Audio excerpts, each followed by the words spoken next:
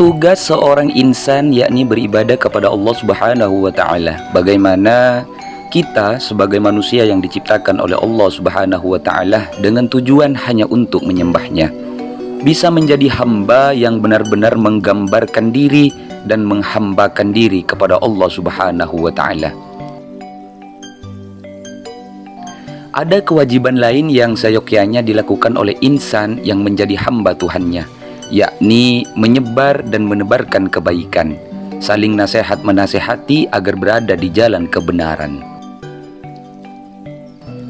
Namun, sebagai manusia yang hanya makhluk yang diciptakan oleh Allah Subhanahu wa taala, kita harus sadar betul bahwa yang bisa merubah hati seseorang hanya Allah Subhanahu wa taala.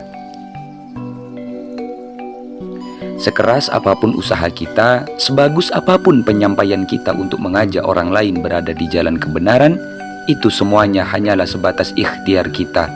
Kita tidak bisa menentukan hasil dan titik akhir dari hati manusia. Seperti halnya kisah di zaman Rasulullah SAW. Ada dua orang yang bersaudara dari kalangan Bani Israel. Dua orang bersaudara tersebut berbeda dalam kehidupannya. Yang satu gemar melakukan kebaikan dan yang satunya gemar melakukan keburukan. Saudara yang gemar melakukan kebaikan tersebut di setiap harinya selalu menyaksikan saudaranya yang melakukan keburukan. Hingga pada suatu saat ia tak mampu lagi membendung amarahnya untuk tidak menegur saudaranya yang melakukan keburukan tersebut. Berhentilah, tegur saudara yang senang melakukan kebaikan. Namun teguran itu seolah tak digubris oleh si pelaku dosa dan keburukan, hingga keburukan yang ia lakukan terus berlanjut. Berhentilah, tegur saudaranya untuk yang kedua kalinya.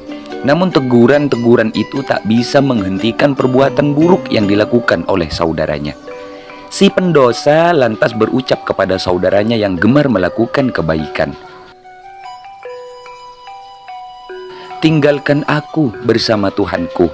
Apakah kau diutus untuk mengawasiku?" Saudara yang ahli ibadah pun menanggapi perkataan saudaranya yang berbuat keburukan tersebut. "Demi Allah, Allah tidak akan mengampunimu. Allah tidak akan memasukkanmu ke dalam surganya." Singkat cerita, ketika keduanya telah meninggal dunia, maka keduanya dikumpulkan di hadapan Allah Subhanahu wa taala.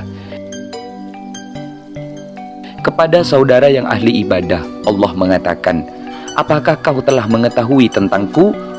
Apakah kau sudah memiliki kemampuan atas apa yang ada dalam genggamanku?"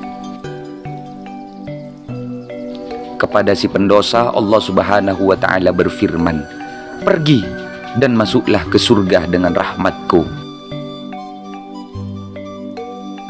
Sedangkan kepada si pelaku ibadah, Allah Subhanahu wa taala berfirman, "Wahai malaikat, giringlah ia menuju ke dalam nerakaku." Dari kisah tersebut dapat kita ambil hikmah bahwa kita tidak bisa menghakimi seseorang. Orang yang berperilaku baik pasti masuk surga atau orang yang berperilaku buruk pasti masuk neraka. Hal tersebut seolah mendahului Rob kita.